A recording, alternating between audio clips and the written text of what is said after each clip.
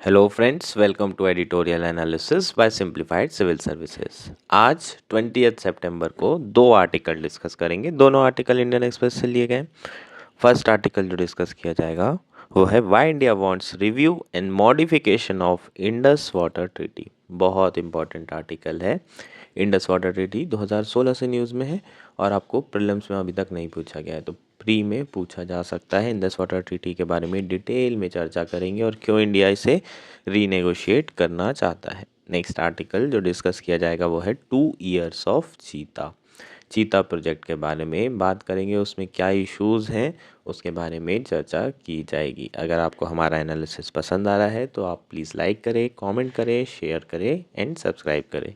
अगर आपको इसकी पीडीएफ चाहिए तो आप हमारा टेलीग्राम चैनल भी ज्वाइन कर सकते हैं, जिसकी लिंक आपको नीचे मोर में क्लिक करेंगे तो वहाँ पर मिल जाएगी, और आप directly simplified civil service search भी कर सकते हैं। आइए शुरू करते हैं हमारा एनालिसिस। हमारा फर्स्ट आर्टिकल है why India wants review and modification of Indus water treaty. यह आर्टिकल इंडियन एक्सप्रेस में आया है। GS2 IR मेंस के पर्सपेक्टिव से काफ़ी इंपॉर्टेंट आर्टिकल है और प्रीलिम्स के पर्सपेक्टिव से यार बहुत ज़्यादा इंपॉर्टेंट है। 2025 प्रीलिम्स में आपको इंडस वाटर ट्रीटी के ऊपर क्वेश्चन आ सकता है। ऑलमोस्ट 2016 से इंडस वाटर ट्रीटी न्यूज़ में है, लेकिन अभी तक के इसके ऊपर क्वेश्चन आपको ना ही प्रीलिम्स में आया है और ना ही मेंस में आया है। डायरेक्टली क्वेश्चन अभी तक नहीं पूछा गया। इनडायरेक्ट क्वेश्चन आप मेंशन कर सकते हैं कहीं कहीं पर इंडस वाटर ट्रीटी के बारे में, पर डायरेक्टली बिल्कुल भी आपको क्वेश्चन नहीं आया है। सो बहुत इंपॉर्टेंट टॉपिक है। इंडस वाटर ट्रीटी के बारे में समझेंगे इस आर्टिकल के थ्रू, और क्यों इंडिया इंडस वाटर ट्रीटी में रिव्यू और मॉडिफिकेशन करना चाहता है इसको समझेंगे। बहुत इंपॉर्टेंट, बहुत ही ज़्यादा इंपॉर्टेंट ये आज का आर्टिकल रहेगा। A year and a half after New Delhi issued a notice to Islamabad seeking the modification of the Indus Water Treaty in January 2023, India has once again sent a formal notice to Pakistan, this time seeking the review and modification of the treaty. So, 1 से 1.5 साल पहले India ने एक notice जारी किया था, जिसमें India ने इस्लामाबाद से कहा था कि वो इंडस वाटर ट्रीटी में मॉडिफिकेशन चाहता है। जनवरी 2023 में ये नोटिस इशू किया गया था, और अभी रिसेंटली इंडिया ने दोबारा से एक फॉर्मल नोटिस दिया है पाकिस्तान को, जिसमें इंडिया ने कहा है कि वो review and modification of treaty चाहता है। The latest notice issued under article 12 3 clause of the Indus Water Treaty, like the one issued last year, is qualitatively different. The word review effectively signal New Delhi intend to revoke and renegotiate the 64-year-old treaty. Article 12 Clause 3 states the provision of this treaty may from time to time be modified by a duly ratified treaty concluded for that purpose between the two government. So पिछले notice और इस notice में difference क्या है? इस notice में जो difference है वो ये है कि इसमें एक रिव्यू वर्ड ऐड किया गया है, और जो न्यू दिल्ली है वो सिग्नल दे रहा है कि वो इस जो प्रेजेंटली 64-year-old ट्रीटी है उसे रिवोक करना चाहता है, ख़त्म करना चाहता है, और एक नई ट्रीटी रीनिगोशिएट करना चाहता है। चीज़ें क्लियर है? सो आर्टिकल 12 क्लॉज 3 में क्लियर कट कहा गया है कि जो प्रोविजंस ऑफ द ट्रीटी है उसे टाइम टू टाइम मॉडिफाई किया जा सकता है by duly ratified the treaty by both the governments. So ये आपका क्या हो जाएगा? कंटेक्स्ट हो जाएगा। अब IWT इंडस वाटर ट्रीटी है क्या, इसे समझ लेते हैं। ये ट्रीटी इंडिया और पाकिस्तान के बीच में सितंबर 1960 में साइन की गई थी। ये एकमात्र ऐसी ट्रीटी है पूरे वर्ल्ड में जिसमें वाटर शेयर नहीं किया जा रहा है बल्कि रिवर शेयर की गई है। It was signed in Karachi by then Prime Minister Jawaharlal Nehru and then Pakistan President Mohammad Ayub Khan after 9 years of negotiation. So ये जो ट्रीटी है किसने साइन किया था 1960 में? ऑब्वियसली हमारे जो प्राइम मिनिस्टर हैं जवाहरलाल नेहरू जी, और उस समय जो पाकिस्तान में प्रेसिडेंट थे मोहम्मद अयूब खान, उन्होंने साइन किया था। लगभग 9 साल तक नेगोशिएशन के बाद ये ट्रीटी साइन की गई थी। और ये जो नेगोशिएशन था किसकी प्रेजेंस में किया गया था? वर्ल्ड बैंक की प्रेजेंस में किया गया था। सो ये एक बहुत इंपॉर्टेंट पॉइंट है, ये भी आपको प्रीलिम्स में पूछा जा सकता है। According to the IWT, India enjoys the unrestricted use of three eastern rivers except as otherwise expressly provided, whereas the Pakistan got control of the three western rivers Indus, Chenab and Jhelum. So total 6 rivers हैं, है ना, Indus plus 5 उसकी tributaries. So Indus, Jhelum और चिनाब इसे western river कहा गया, और रावी, सतलज और ब्यास इसे ईस्टर्न रिवर कह सकते हैं। सो जो ईस्टर्न रिवर थी वो कंप्लीट कंट्रोल किसका था उसमें, इंडिया का था। 3 रिवर इंडिया के पास दे दी गई और 3 रिवर पाकिस्तान को दे दी गई।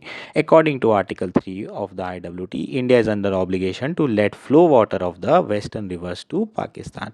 सो article 3 clause 1 of the IWT के तहत इंडिया जो है ऑब्लिगेटेड था कि जो भी वेस्टर्न रिवर्स में पानी है उसे पाकिस्तान में जाने दिया जाए। In effect the treaty gave India about 30% of the water carried out by the Indus river system while the Pakistan got 70% of the waters.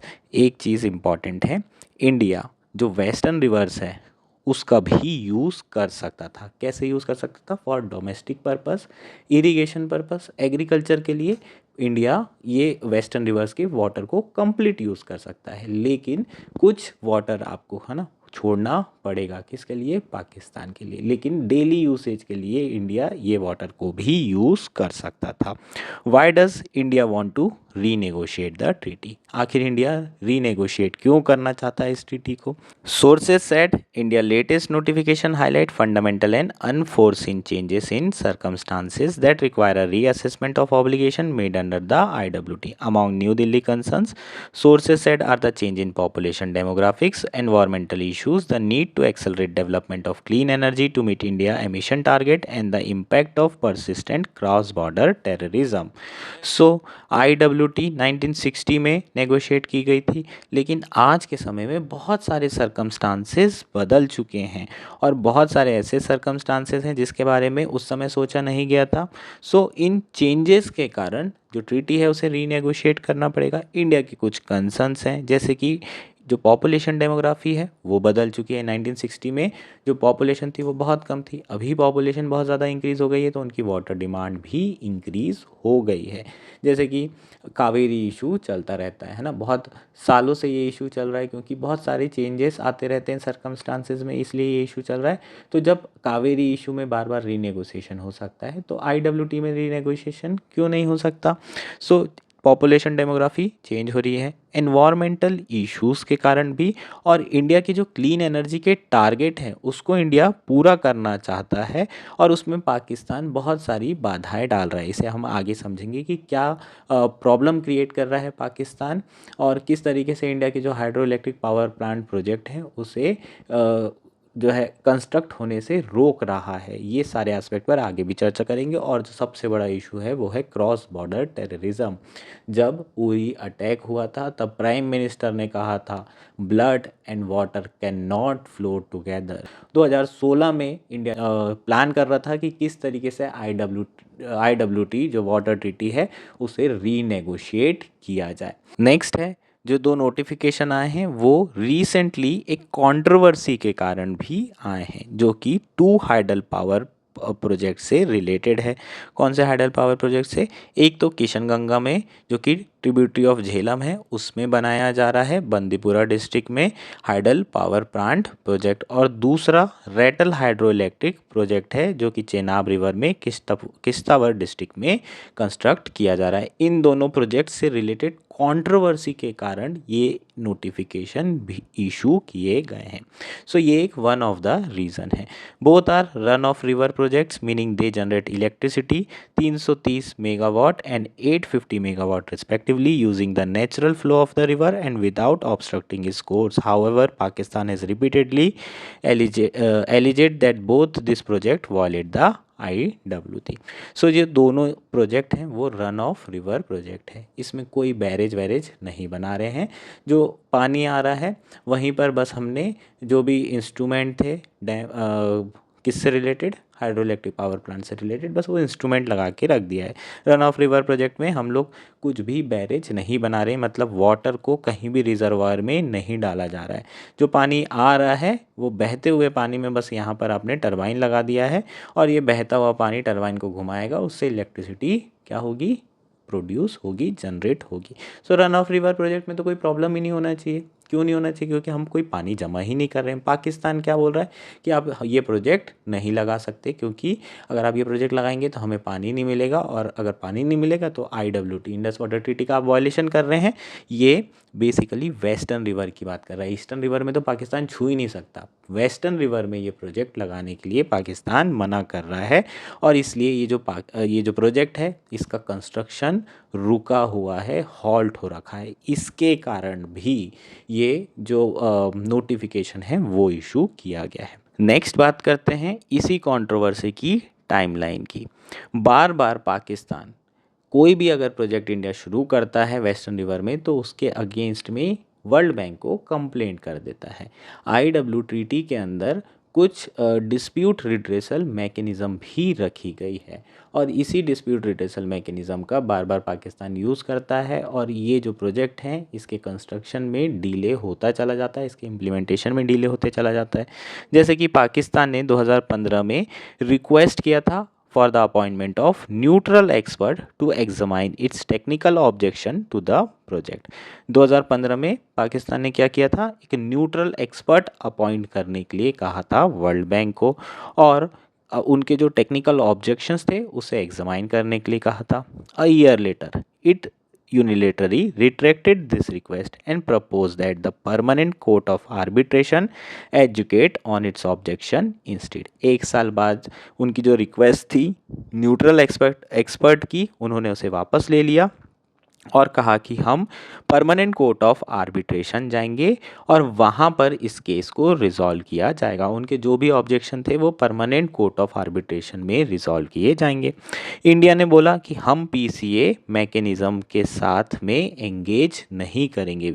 India refuse to engage in the PCA mechanism and made a separate request for the matter to be referred to neutral expert. India ने बोला कि जो neutral expert होगा उसे appoint किया जाएगा, हम PCA में जाएंगे ही नहीं। अब तुम PCA में ऑब्जेक्शन लगाओ या ना लगाओ, हमें कोई मतलब नहीं है। सबसे पहले न्यूट्रल एक्सपर्ट आएगा, वो डिसाइड करेगा। Sources said Pakistan proposal for the PCA mechanism was in contravention to the graded dispute settlement mechanism provided in the article 9 of the IWT। जो सोर्सेज हैं हमारे यहाँ, जो ऑफिशियल्स हैं, उनका ये कहना है कि जो पाकिस्तान का मूव था PCA जाने का वो IWT का वॉयलेशन था। IWT के अंदर ग्रेडेड डिस्प्यूट सेटलमेंट मैकेनिज़्म बनाई गई है।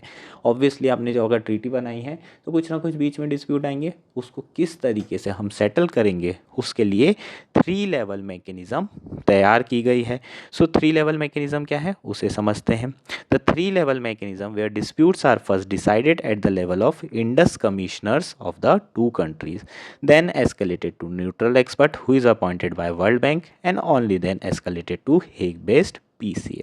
सो जो 3 लेवल मैकेनिज्म है उसमें सबसे पहले डिस्प्यूट कैसे रिजॉल्व किया जाएगा, इंडस कमिश्नर होंगे दोनों कंट्री के, वो मिलेंगे, एक दूसरे से बात करेंगे, डायलॉग्स के थ्रू डिस्प्यूट रिजॉल्व करने की कोशिश की जाएगी। अगर मान लीजिए डिस्प्यूट रिजॉल्व नहीं होता है, ऑब्वियसली नहीं हुआ है, तो उसके बाद आप कहाँ जाएंगे, न्यूट्रल एक्सपर्ट के पास जाएंगे, एंड देन आप किसके पास जाएंगे, परमानेंट कोर्ट ऑफ आर्बिट्रेशन। सो ये 3 ग्रेडेड मैकेनिज्म है। ऐसा तो नहीं होगा कि अगर मेरे को कोई भी प्रॉब्लम है तो सीधे मैं कहाँ चले जाऊँ, सुप्रीम कोर्ट। पहले आपको डिस्ट्रिक्ट कोर्ट में जाना पड़ेगा, उसके बाद आप हाई कोर्ट में जाएंगे, एंड देन उसके बाद आप सुप्रीम कोर्ट में जाएंगे। अर्नब गोस्वामी को प्रॉब्लम थी तो पहले वो हाई कोर्ट में गया, उसके बाद फिर उसकी बेल जो है सुप्रीम कोर्ट ने ली। तो इस तरीके से जो ग्रेडेड मैकेनिज़्म होती है उसमें आपको नीचे से शुरू करना पड़ता है और फिर आप ऊपर जाते हैं। सो यहाँ पाकिस्तान क्या कर रहा है, डायरेक्टली PCA के पास जा रहा है, तो ये क्या है, IWT का वायलेशन है और इंडिया इसके सख्त खिलाफ है। The initiation of 2 simultaneous process on the same question and their potentially contradictory outcome is not provided under any article of IWT and thus created an unprecedented legally untenable situation.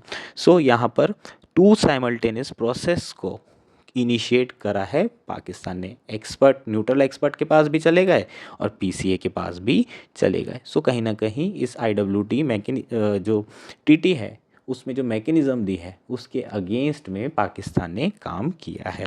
The World Bank in 2016 pause the initiation of parallel process and requested India and Pakistan to seek an amicable way out. However, despite multiple attempts by New Delhi, Islamabad has refused to discuss the issue during the 5 meetings of Permanent Indus Commission from 2017 to 2022, a source said। 2016 में जो parallel mechanism शुरू की गई थी India और पाकिस्तान के द्वारा, उस पर वर्ल्ड बैंक ने पॉज लगा दिया और बोला दोनों को कि दोनों बैठो और मिल करके इस इशू को रिजॉल्व करो। इंडिया ने बहुत कोशिश की। 2017 से 2022 के बीच में 5 मीटिंग हुई है इंडस कमिश्नर के बीच में, लेकिन पाकिस्तान सुनने को ही तैयार नहीं है। अब पाकिस्तान सुनने को तैयार नहीं है तो क्या किया जाए, है ना, कुछ कर ही नहीं सकते। तो परेशान हो करके इंडिया ने फिर ये नेगोशिएशन और रीनेगोशिएशन वाला नोटिस भेज दिया है। रिव्यू एंड रीनेगोशिएशन करेंगे, अब बहुत हो गया, है ना।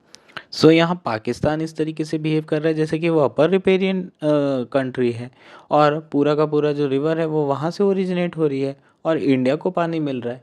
लेकिन यहाँ पर ऐसा बिल्कुल भी नहीं है। इंडिया के पास अथॉरिटी है, पावर भी है और एक्चुअल में रिवर भी यहीं से ओरिजिनेट हो रही है। सो इंडिया यूनिलेटरली भी इस ट्रीटी को तोड़ सकता है। अगर इंडिया चाहे तो क्यों नहीं तोड़ सकता। चाइना अपनी मनमानी कर ही रहा है, इंडिया भी अब almost at least Indian Ocean region में एक सुपर पावर बन चुका है। तो इंडिया भी क्या कर सकता है, इस ट्रीटी को यूनिलेटरली तोड़ सकता है। लेकिन उसके बावजूद भी इंडिया जो है रीनेगोशिएट करना चाह रहा है इस ट्रीटी को। ये इंडिया का बड़प्पन है। 2021 में departmentally related standing committee on water resources बनाई गई थी और उसने नोट किया है, although the IWT has stood the test of the time, the treaty was framed on the basis of knowledge and the technology existing at the time of its agreement in 1960। Present day pressing issues such as climate change, global warming, environmental impact assessment, etc. were not taken into account by the treaty। तो 2021 में जो departmentally related standing committee थी उन्होंने ये कहा था कि IWT लगभग 60 62 सालों से चल रही है और अभी तक के ये ट्रीटी जो है ब्रेक नहीं हुई है।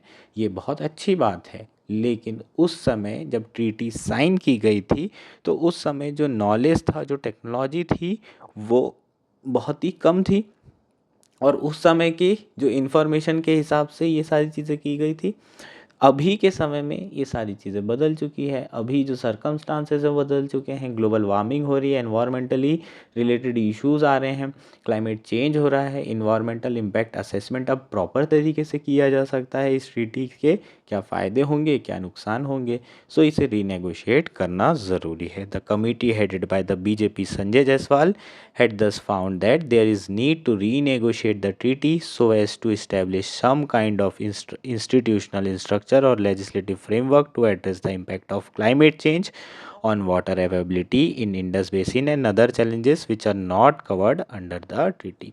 So जो डिपार्टमेंटली रिलेटेड स्टैंडिंग कमेटी थी उसे संजय जायसवाल जी ने हेड किया था। उनका ये कहना था कि भाई अब इस ट्रीटी को रीनेगोशिएट करने का टाइम आ चुका है और किसी तरह का लेजिस्लेटिव फ्रेमवर्क बनाने की ज़रूरत है to address the impact of climate change on water availability.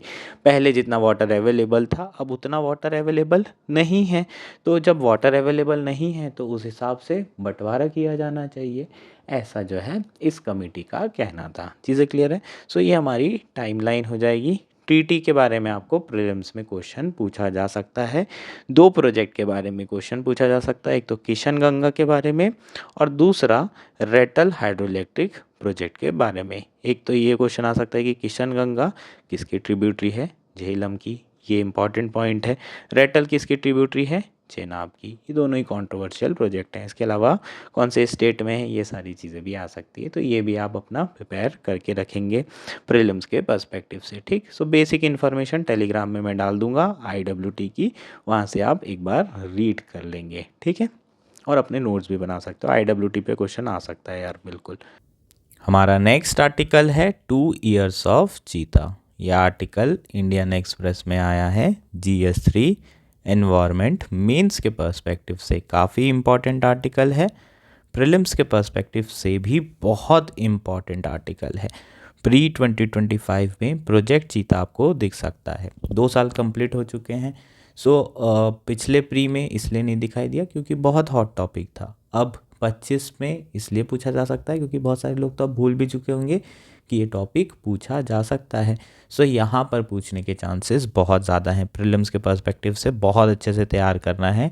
Specially Asiatic cheetah और अफ्रीकन चीता के बीच का जो डिफरेंस है वो काफ़ी इंपॉर्टेंट है, जो इस बार आपको प्रीलिम्स में दिख सकता है। शुरू करते हैं आर्टिकल।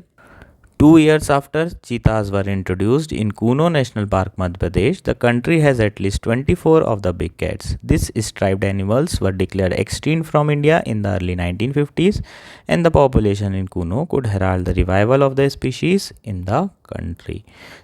जो कूनो नेशनल पार्क है वहाँ पर 2 साल पहले प्रोजेक्ट चीता शुरू किया गया था। अफ्रीका कॉन्टिनेंट से नामीबिया और साउथ अफ्रीका कंट्रीज से अफ्रीकन चीता को इंडिया में इंट्रोड्यूस किया गया था। कूनो नेशनल पार्क मध्य प्रदेश में इंट्रोड्यूस किया था और अभी एट प्रेजेंट इसका जो नंबर है 24 है। इसका मतलब 24 अफ्रीकन चीतास इंडिया में अभी प्रेजेंट हैं। इंपॉर्टेंट पॉइंट क्या है? Kuno national park Madhya Pradesh. इसके ऊपर आपको क्वेश्चन पूछा जा सकता है। ऑलरेडी आपको प्रीलिम्स 2016-17 में क्वेश्चन पूछा गया था एशियाटिक लायन के ऊपर, है ना। गुजरात से एशियाटिक लायन को ट्रांसलोकेट किया जा रहा था मध्य प्रदेश में और आपको नेशनल पार्क का नाम पूछा गया था जहां पर इसे ट्रांसलोकेट करने का डिसाइड किया गया था। इस तरह का क्वेश्चन ऑलरेडी आपको प्रीलिम्स में आ चुका है। तो यहाँ पर भी अफ्रीकन चीता के ऊपर भी इस तरह का क्वेश्चन बनाया जा सकता है। अगर हम एशियाटिक चीता की बात करें तो एशियाटिक चीता इंडिया में अर्ली 1950s में ही एक्सटिंक्ट डिक्लेयर कर दिए गए थे। IUCN स्टेटस की बात करोगे तो क्रिटिकली एंडेंजर्ड स्पीशीज़ है। पूरे दुनिया में एशियाटिक चीता केवल और केवल ईरान कंट्री में मौजूद हैं। एट प्रेजेंट 40 एशियाटिक चीतास जो है ईरान में प्रेजेंट है। इस बाकी जगह पर हर जगह ये स्पीशीज़ एक्सटिंक्ट हो चुकी है। इंडिया ने ईरान से भी रिक्वेस्ट की थी कि इंडिया में कुछ चीते इंट्रोड्यूस करने के लिए दिए जाएं, लेकिन जो ईरान है उन्होंने इंडिया की रिक्वेस्ट डिक्लाइन कर दी थी और उसके बाद फिर इंडिया ने अफ्रीकन चीता को इंट्रोड्यूस करने का प्लान किया और 2022 में प्रोजेक्ट चीता को लॉन्च किया गया। ये जो प्रोजेक्ट है इसके थ्रू इंडिया में जो चीता स्पीशीज़ है उसे रिवाइव करने की कोशिश की जा रही है। क्या इस प्रोजेक्ट को अभी हम सक्सेसफुल बोल सकते हैं? तो अभी बिल्कुल भी इसे सक्सेसफुल नहीं कहा जा सकता। उसके कई सारे रीज़न हैं। Today, all the surviving African animals introduced to kick-start the project and their progeny live in the acclimatizing enclosures. Cheetahs are free-ranging predator. The test of their survival is in the wild. आज के समय में अगर हम देखें तो जितने भी अफ्रीकन चीतास इंट्रोड्यूस किए गए हैं, है ना, एक तरीके से इन्हें एक एक्लिमेटाइजिंग एनक्लोजर्स में रखा जा रहा है। इसका मतलब इनके ऊपर पूरे समय नज़र रखी जा रही है। अभी इन्हें वाइल्ड में जो है छोड़ा नहीं गया है। इसका मतलब क्या है? बेसिकली अभी इन्हें एक ऐसे एनवायरनमेंट में रखा जा रहा है जो कि पूरी तरीके से कंट्रोल किया जा रहा है NTCA के द्वारा और जो जितने भी फॉरेस्ट डिपार्टमेंट के अधिकारी हैं उनके द्वारा। जब इन्हें वाइल्ड में छोड़ा जाएगा और उसके बाद ये इंडिया के क्लाइमेट में और इंडिया में सरवाइव करेंगे, तब हम कह सकते हैं कि ये जो प्रोजेक्ट है ये सक्सेसफुल हो रहा है। अभी ऐसा कहना जल्दबाजी होगी क्योंकि जो चीता है वो फ्री रेंजिंग प्रेडेटर है और उनका सर्वाइवल कहाँ पर टेस्ट होगा? वाइल्ड में होगा, वाइल्ड लाइफ में। बेसिकली जो कूनो नेशनल पार्क है उसमें जब उन्हें फ्रीली छोड़ दिया जाएगा तब जो है अगर वो सर्वाइव करेंगे तब हम कह सकते हैं कि ये प्रोजेक्ट सक्सेसफुल हो रहा है। Kuno, last free-ranging cheetah, 7-year-old Pawan, reportedly drowned in mysterious circumstances in August. The 8th adult animal brought from Africa to die since the project commenced. जो आखिरी फ्री रेंजिंग चीता था जिसे हमने वाइल्ड में छोड़ दिया था, उसकी मिस्टीरियसली डेथ हो गई है डूब करके। हालांकि इसका रीज़न जो है अभी पर्टिकुलरली अच्छे से बताया नहीं गया है। बहुत सारे लोगों ने इस पर पूछा भी कि किस तरीके से वो डूबा एंड ऑल, लेकिन प्रॉपरली इसका रीजंस नहीं बताए जा रहे हैं। और ये 8वां अडल्ट एनिमल था जिसकी इंडिया में इंट्रोड्यूस होने के बाद जान जा चुकी है। और इसके अलावा कुछ कब्स भी थे, कुछ छोटे बच्चे थे, वो भी सर्वाइव नहीं किए, हालांकि उनका सर्वाइवल रेट बहुत कम भी होता है, सो उसको हम काउंट नहीं करेंगे। लेकिन जो अडल्ट हैं उनको यहाँ पर काउंट करना बहुत ज़्यादा ज़रूरी है। Questions about breeding the big cat in alien condition have dodged Project Cheetah since its inception. India was home to Asiatic cheetah and not the African subspecies that were introduced in 2022. So एक question जो हमेशा से raise किया जा रहा है जब से ये प्रोजेक्ट चीता इंट्रोड्यूस किया गया है, लॉन्च किया गया है, कि इंडिया में क्या अफ्रीकन चीता सरवाइव कर पाएंगे, इंडिया के क्लाइमेट को, इंडिया के वेदर को, इंडिया की सराउंडिंग में ये ब्रीडिंग कर पाएंगे, क्योंकि उनके लिए ये एक एलियन कंडीशन है। सो ये क्वेश्चन हमेशा से उठता आया है और अभी रिसेंटली जो पवन की डेथ हुई है, ये जो क्रिटिसिज्म है ये एम्पलीफाइड हो गया है। अब लोग और ज़्यादा सरकार को क्रिटिसाइज़ कर रहे हैं, बहुत सारे एनवायरमेंटलिस्ट सरकार को क्रिटिसाइज़ कर रहे हैं। SIT constituted to probe the incident was disbanded in less than a day. NTCA, the project nodal body, has not yet given a convincing answer for this hasty decision. इसके बाद SIT बैठाई गई थी पवन की death की जांच करने के लिए, प्रोब करने के लिए, लेकिन इस SIT को एक दिन में ही ख़त्म कर दिया गया, डिसबैंड कर दिया गया। NTCA से पूछा गया, NTCA का फुल फॉर्म क्या है? National tiger conservation authority. किस एक्ट के अंदर बनाया गया है इसे? वाइल्ड लाइफ प्रोटेक्शन एक्ट के अंदर। ये इस प्रोजेक्ट की नोडल बॉडी है। जब इनसे पूछा गया कि बताइए अपने SIT क्यों डिसबैंडेड कर दी, तो इन्होंने भी कोई कन्विंसिंग आंसर नहीं दिया है। Experts have alleged that the episode testifies to the persistent lack of transparency around Project Cheetah. NTCA also been called out for shifting goalposts in the past 2 years. Project Cheetah original goal to establish a free-ranging breeding population of cheetah in and around Kuno, for instance, has been diluted to managing a meta population through assisted dispersal. So expert का ये कहना है कि कहीं ना कहीं project चीता के अराउंड ट्रांसपेरेंसी बहुत ज़्यादा कम है। और NTCA के अगेंस्ट में बहुत ज़्यादा क्रिटिसिज्म ये भी हो रहा है कि ये बार बार जो है अपना जो ऑब्जेक्टिव है प्रोजेक्ट चीता का उसे चेंज कर दे रहे हैं। जैसे कि इनिशियली जो ऑब्जेक्टिव था वो था कि चीता की free ranging breeding population establish करना है कूनो में और उसके आसपास के एरिया में। इसका मतलब जो अफ्रीकन चीता रहेंगे वो वाइल्ड में छोड़ दिए जाएंगे और उनकी पॉपुलेशन को मेंटेन करने का काम NTCA करने की कोशिश करेगा। लेकिन ऑब्जेक्टिव अब चेंज हो गया है और अब क्या ऑब्जेक्टिव है कि जो मेटा पॉपुलेशन है उसको मैनेज करेंगे थ्रू असिस्टेड डिसबर्सल। इसका मतलब अभी उन्हें एनक्लोजर और कंट्रोल एनवायरनमेंट में ही रख करके उसकी पॉपुलेशन को मेंटेन किया जाएगा। सो ये क्रिटिसिज्म बार बार NTCA के अगेंस्ट में देखने को मिलता है। सो कोर्स करेक्शन की ज़रूरत है फ्रॉम द स्क्रैच, एकदम शुरुआत से ही कोर्स करेक्शन की बहुत ज़्यादा ज़रूरत है। But the problems ailing Project Cheetah cannot always be termed as teething troubles. A large measure of this stems from authority not giving adequate respect to expert opinion. Last year, for instance, a report in this paper highlighted the NTCA reluctance to take on board the view of South African and Namibian scientists behind the translocation. So, जो project चीता से related problems आ रही है उसको सिर्फ ऐसे ये नहीं बोल सकते कि अरे ये छोटा मोटा ट्रबल है ना। हमें प्रॉब्लम को एकदम अच्छे से समझने की ज़रूरत है और स्क्रैच से उसे रिज़ॉल्व करने की, एड्रेस करने की ज़रूरत है। लेकिन प्रॉब्लम एक जो सबसे बड़ी आ रही है वो ये है कि जो अथॉरिटीज़ है वो एक्सपर्ट ओपिनियन को एडिक्वेट रिस्पेक्ट नहीं दे रही है। जैसे कि लास्ट ईयर इंडियन एक्सप्रेस में ही एक रिपोर्ट आई थी जिसमें बताया गया था कि जो NTCA है, NTCA अथॉरिटी है, उन्होंने जो एक्सपर्ट और साइंटिस्ट के ओपिनियन है नामीबिया के और साउथ अफ्रीका के, उसको सुनने से या फिर उसे पूरी तरीके से इग्नोर कर दिया, जो कि ट्रांसलोकेशन के अगेंस्ट में थे।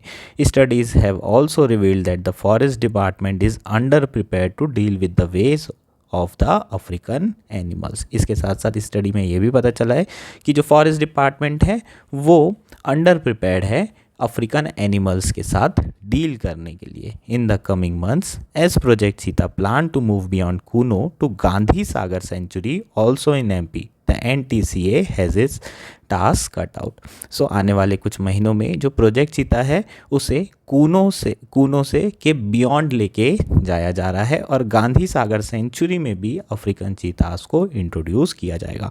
सो ये वाला पॉइंट यार बहुत इंपॉर्टेंट है आपके प्रीलिम्स के लिए, है ना। बहुत सारे लोगों को कूनो नेशनल पार्क के बारे में तो पता है, लेकिन यहाँ आपको पूछा जा सकता है कि कूनो के अलावा कहाँ पर जो है अफ्रीकन चीतास को इंट्रोड्यूस करने की तैयारी या फिर प्लानिंग की जा रही है। सो गांधी सागर जो कि मध्य प्रदेश में है, गांधी सागर सेंचुरी के बारे में भी आपको क्वेश्चन पूछा जा सकता है। काफ़ी इंपॉर्टेंट ये हमारा आर्टिकल था प्रीलिम्स के लिए। गांधी सागर और कूनो नेशनल पार्क के बारे में टेलीग्राम में मैं आपको जो भी इसके बारे में डिटेल्स होगी वो मैं डाल दूँगा। चीज़ें क्लियर है?